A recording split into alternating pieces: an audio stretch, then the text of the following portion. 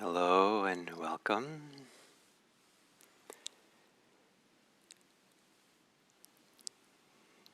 And as an introduction to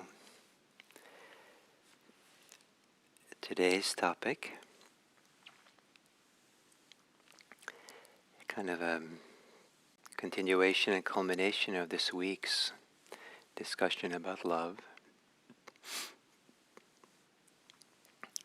that the Buddhist orientation towards life, to freedom, to love, is radically different than how most people live their lives. And some of the differences are that some people, naturally enough, have themselves at the center. Everything gets referred back to themselves. It's about themselves, and so if it's about me, myself, and mine, some people then are very concerned about my feelings, my thoughts, my beliefs, my experiences, my victimhood, my assertiveness. And it's almost maybe unconscious how strong this orientation around self, me, myself, and mine can be. Other people put themselves aside and they focus, the reference point is others. And the needs of others, the preferences of others, and that's their orientation. And so the thinking mind is very much involved in self-concern, very much involved with concern about others in some way or other. The Dharma way is a third way. And for people who don't know this third way, it can seem insignificant, it can seem not valuable or even possible. And that is to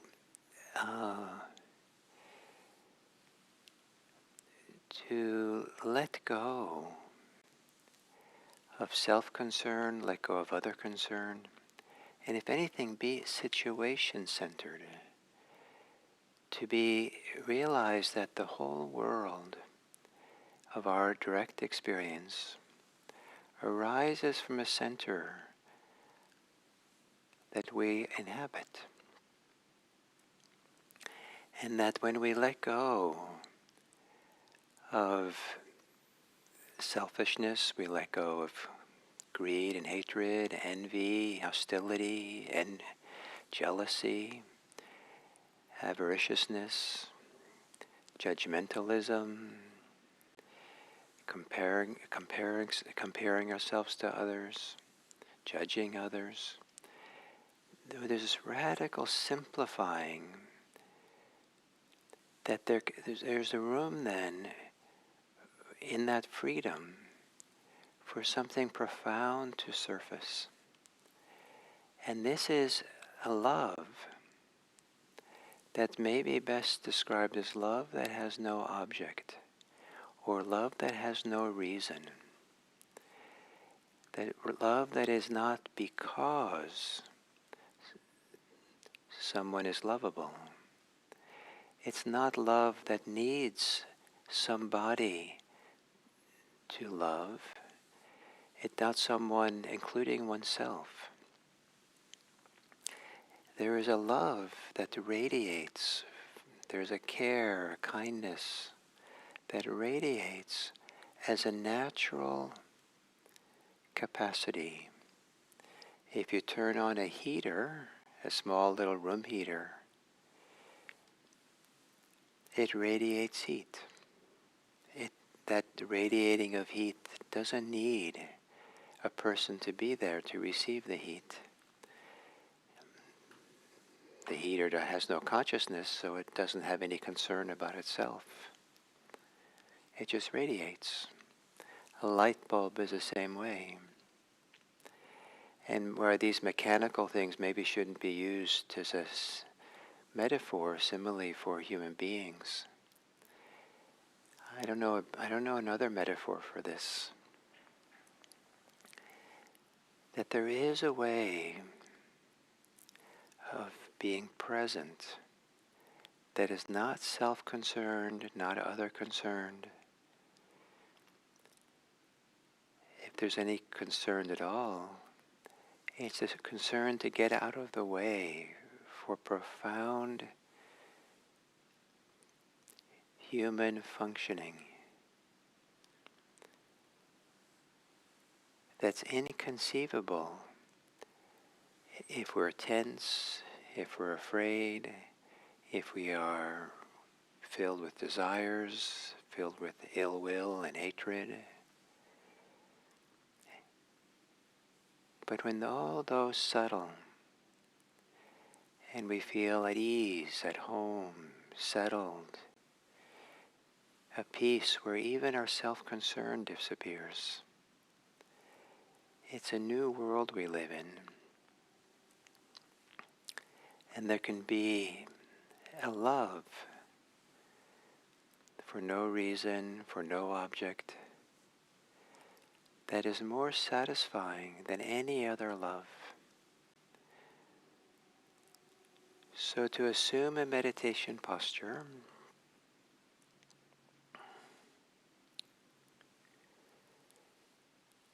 and with the idea that there's something very precious here, more precious than self-concern, more precious than concerned about outcomes and life and futures and pasts.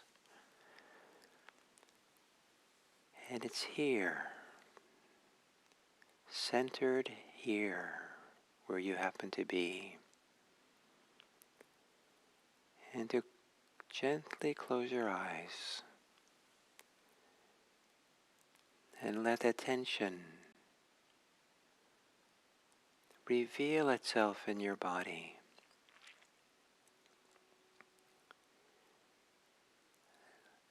Let sensations, experiences, embodiment be a revelation that arises from within.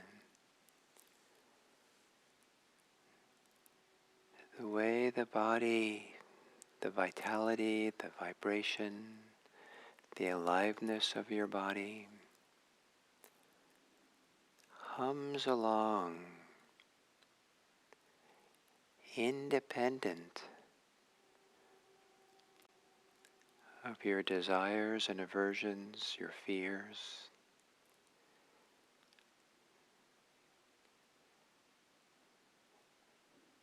The emergent experience of being alive here in this body.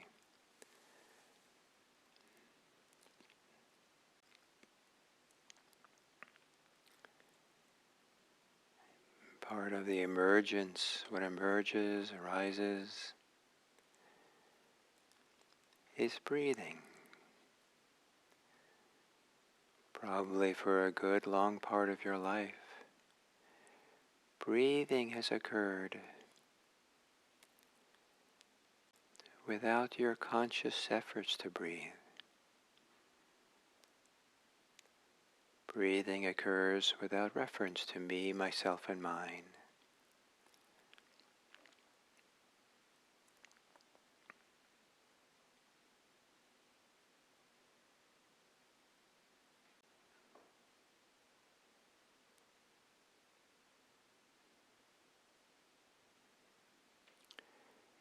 In a loving way, maybe the breathing is a little bit like windshield wipers that clears the windshield of drops of water. Every inhale and exhale clears the drops of thoughts and self-concern, clears away the way the mind gets caught in subject-object relationships.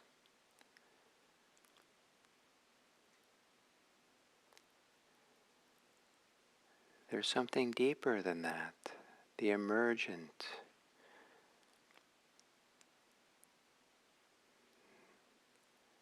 the natural functioning of sensations, breathing, feelings.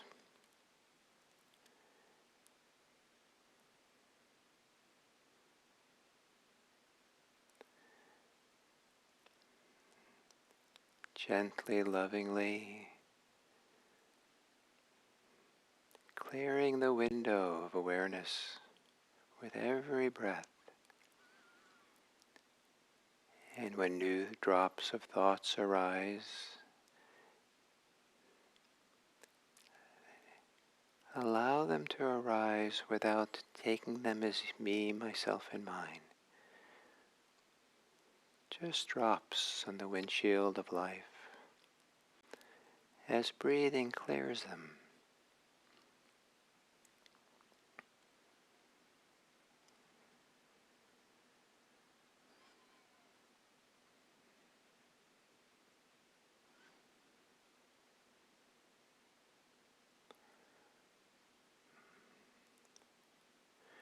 No need to interpret or explain or come to conclusions about anything.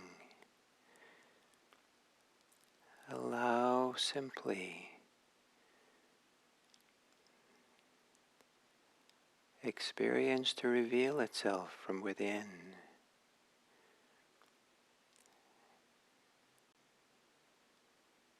Independent of your usual self-reference.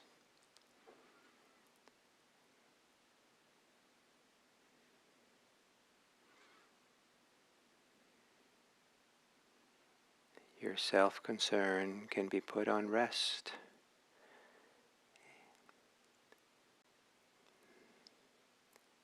That doesn't need to be here.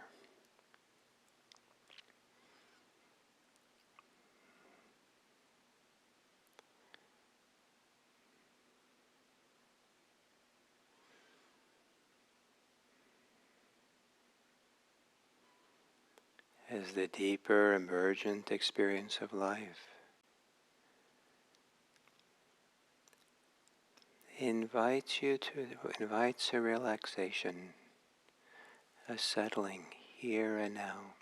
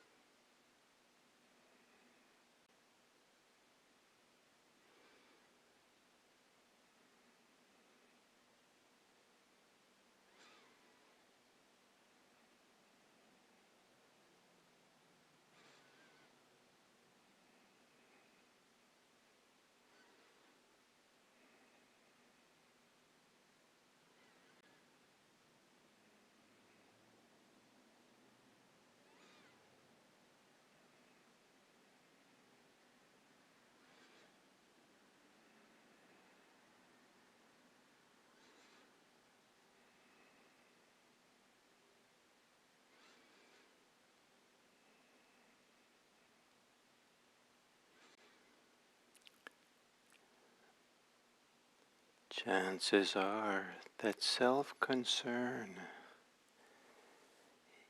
is a form of agitation, stress, even if it's very subtle, even if it's about something good and inspiring.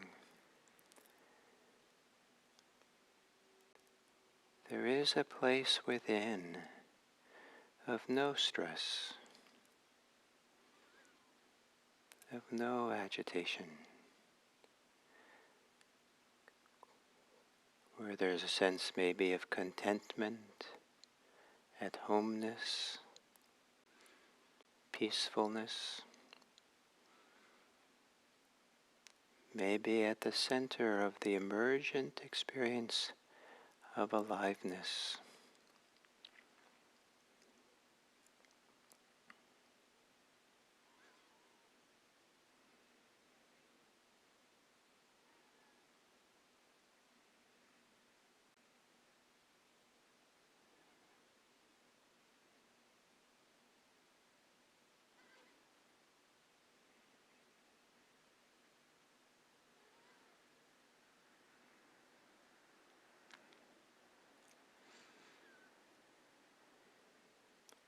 A place within that's quiet,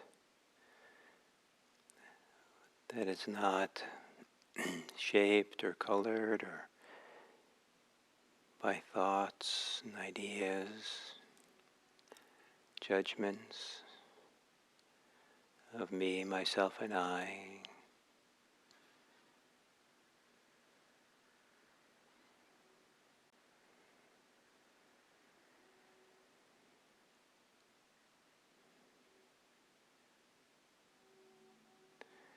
To entrust yourself to this quietness that reveals itself deep within.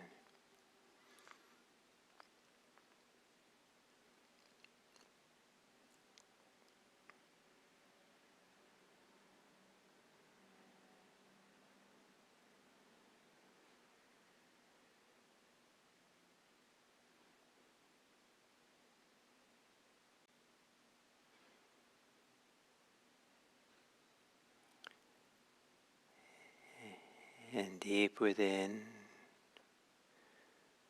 independent of me, myself, and mine,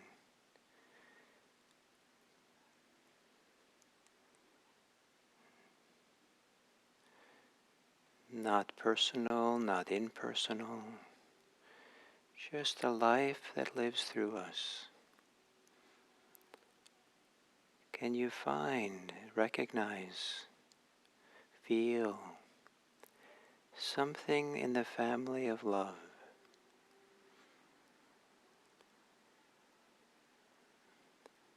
And I'll offer some words, maybe one of these words, or all of them,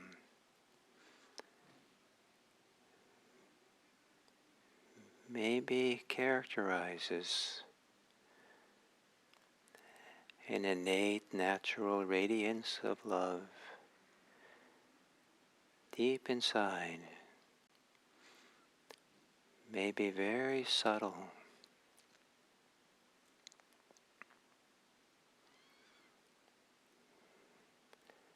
Kindness,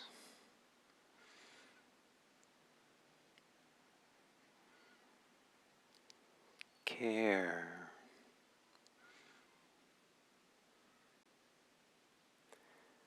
warm-heartedness,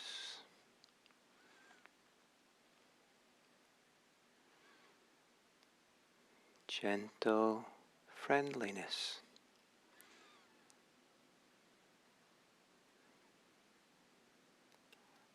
love,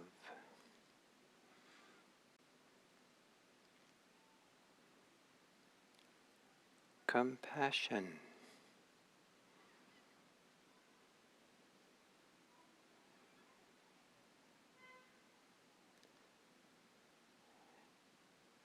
goodwill,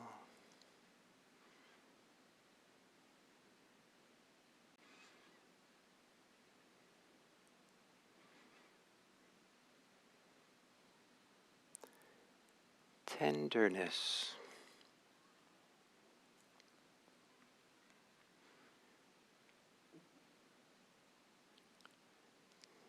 gentleness,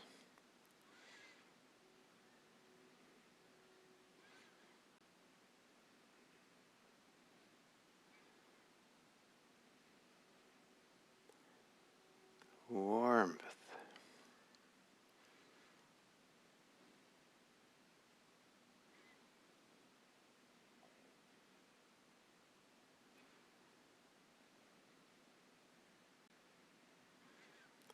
wholeness.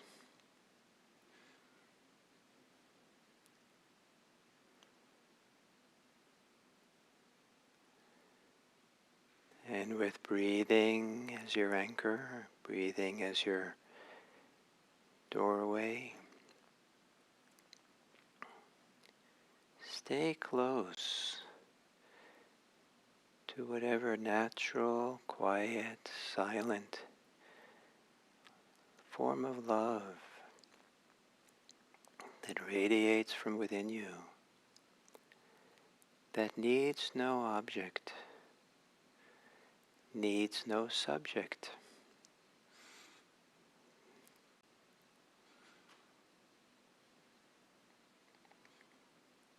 that just is.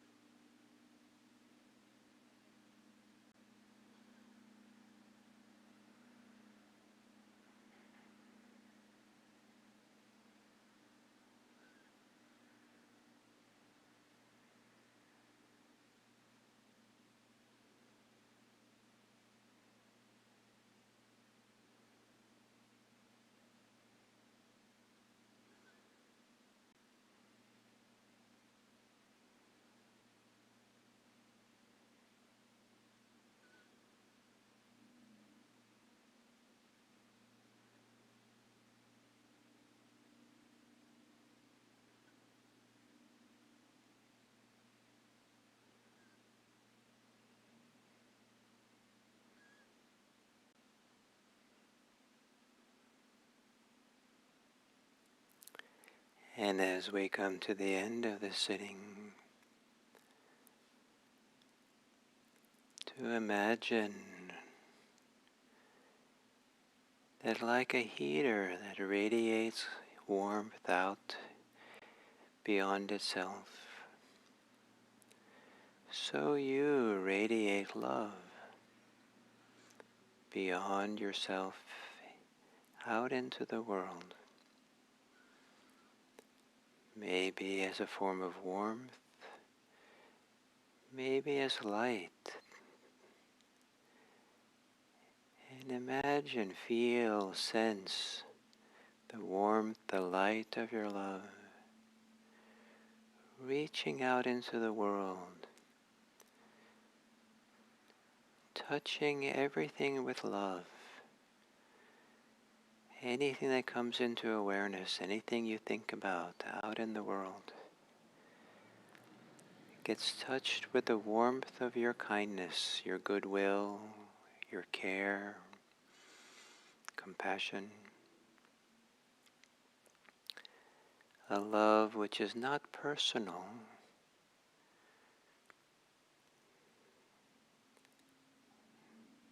but a natural radiance spreading into the world, carrying these sentiments with it.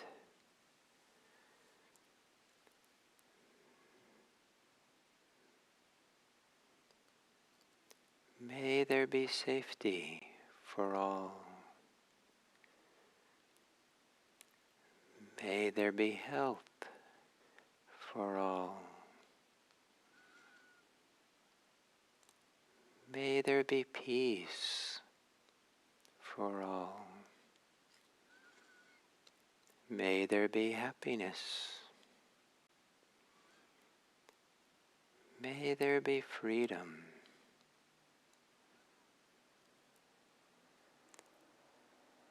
May there be love.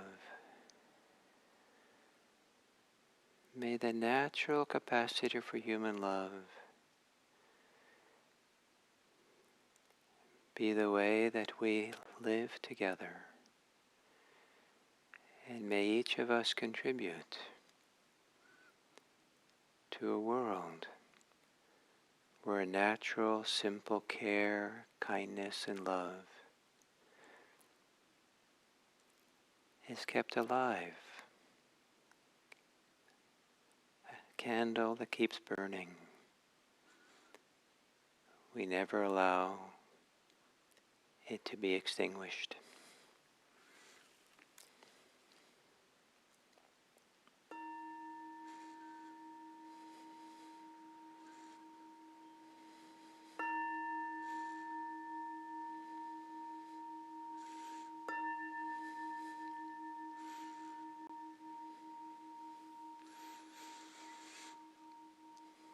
Thank you.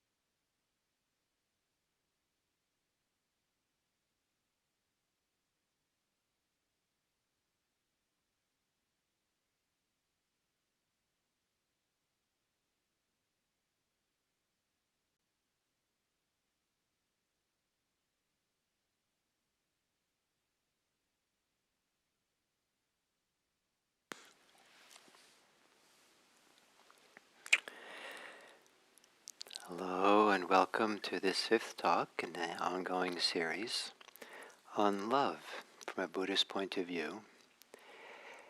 And to culminate this week, which is and more introduction to the topic and preparing us for going deeper into the practice of love. The, part of what Buddhism is addressing is the certain form of preoccupation, attachment that humans have to do with self-concern. And it isn't that we're not supposed to have self-concern, but preoccupation with that and attachment to that is exhausting, is tiring, is very limiting. It's kind of like the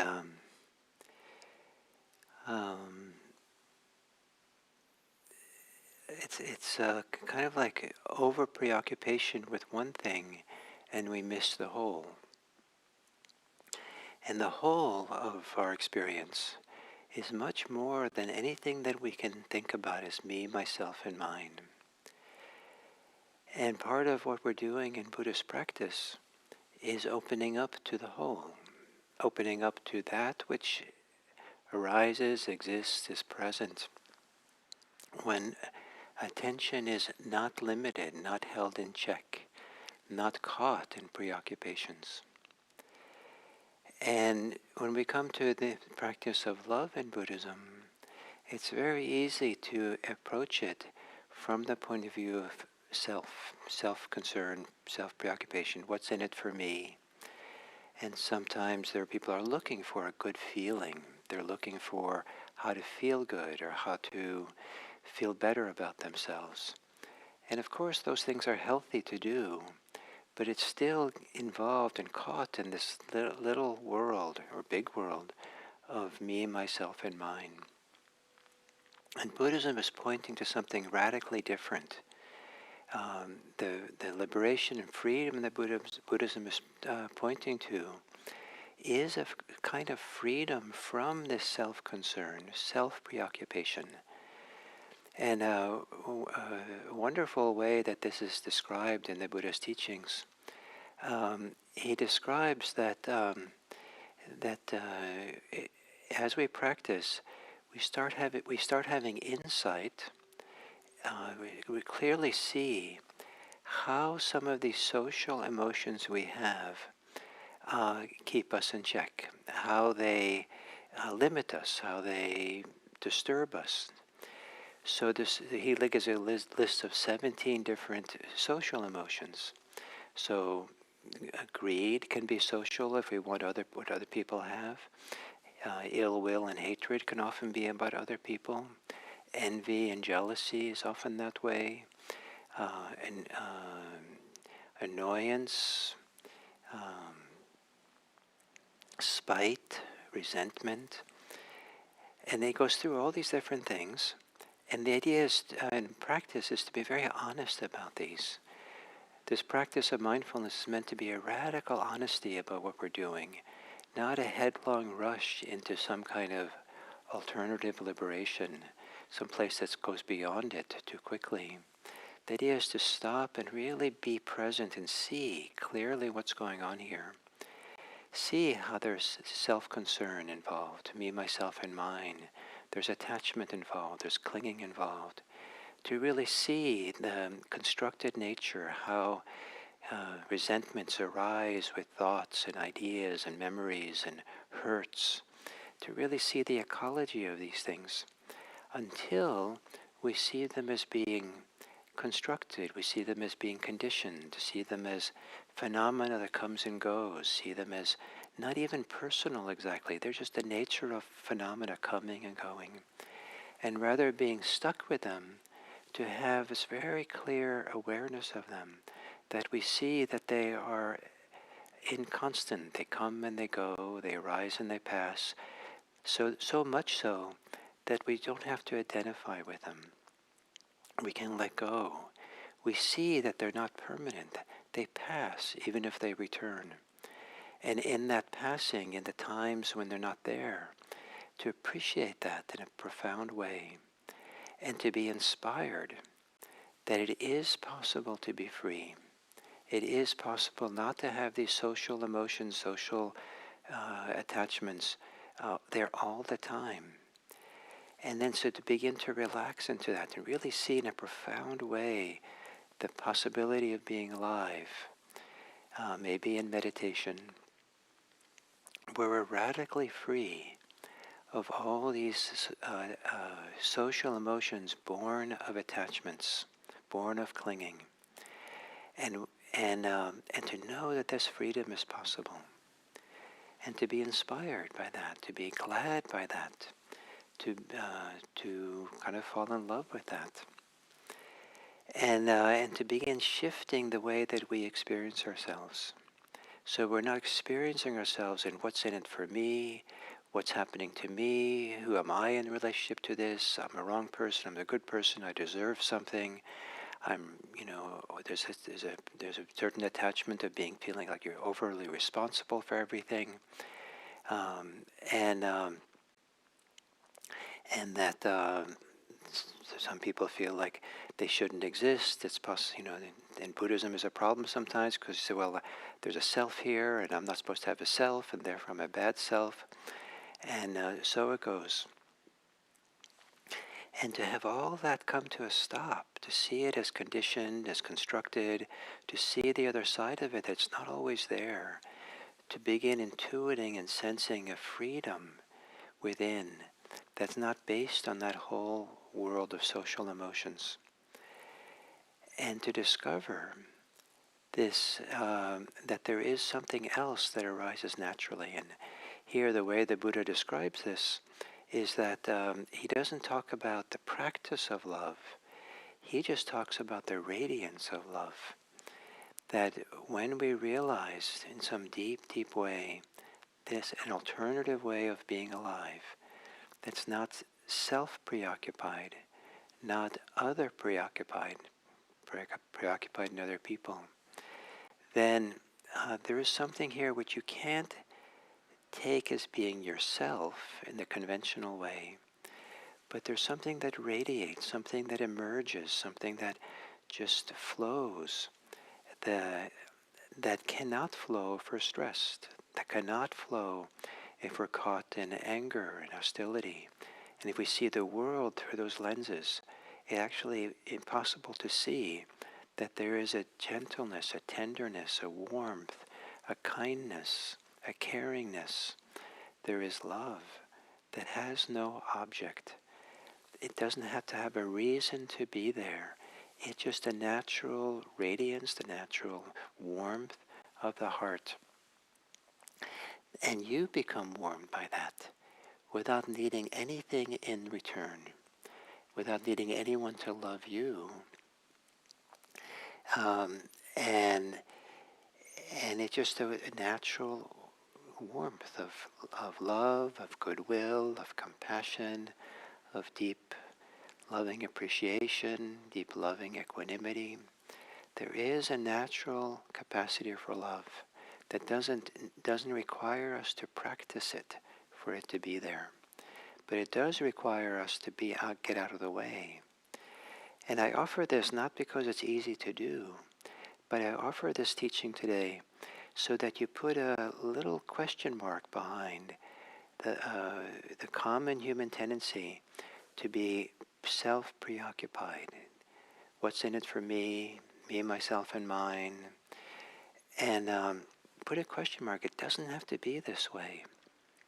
It isn't a matter of, figuring out a better way to be a self, to get what you want, or to feel good. That's just rearranging the deck chairs in the Titanic. It doesn't really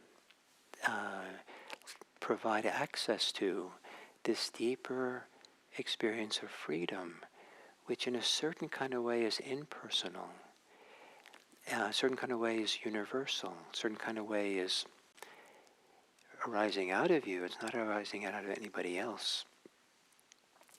And one way that I understand it is that we don't, in this practice of Buddhism, we're becoming free of being self-centered. We're also becoming free of being other-centered, centered on other people and their concerns. But the alternative to those two is to be situation-centered. And situation-centered means that you're in the situation that's there, that's much more than just you, but it happens to be that you are the center of it. There is no other center for your direct experience than what's right here. It happens to be a coincidence that in your experience, you're the center, and that the world is born out of you. Awareness is born out of you. This is where a radiance of attention arises, is here, centered here and where you are, in the natural functioning of your mind and body. And it doesn't stop with you. We're situation-centered, so we're deeply aware of what's here, aware of our feelings, emotions, our thoughts, our physical experiences, but without that extra gripping, holding me, myself, and mine. And so then, we're not ignoring other people. They're an extension of our situation that we're in. We include those in our scope of our attention naturally, when we're not limiting ourselves. And so this ability to settle, relax, open deeply, being situation-centered, so that a peaceful kind of love, peaceful goodwill, peaceful care, peaceful tender gentleness, peaceful resonance can spread from us into the world. And this is the wonderful way that love in Buddhism is taught. Love doesn't need an object, but love can have an object if it runs into one.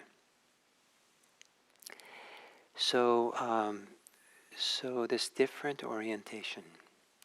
So if what I said made sense for you today, maybe now over the day and over the weekend, you can see and explore for yourself, is there for you some form of love that needs no object, needs no reason, some form of love or something in the family of love that is simply here when you're relaxed and settled in a deep way? When you're the most relaxed, most settled, is there a quiet inner sense, movement, gentleness, warmth that might be a small seed of love that can sprout and grow? May you discover that. And we'll continue next week and for a few weeks now on this topic of love. And I hope that this gives you a new way of being with yourself, being in the world. And may it benefit all of us. Thank you.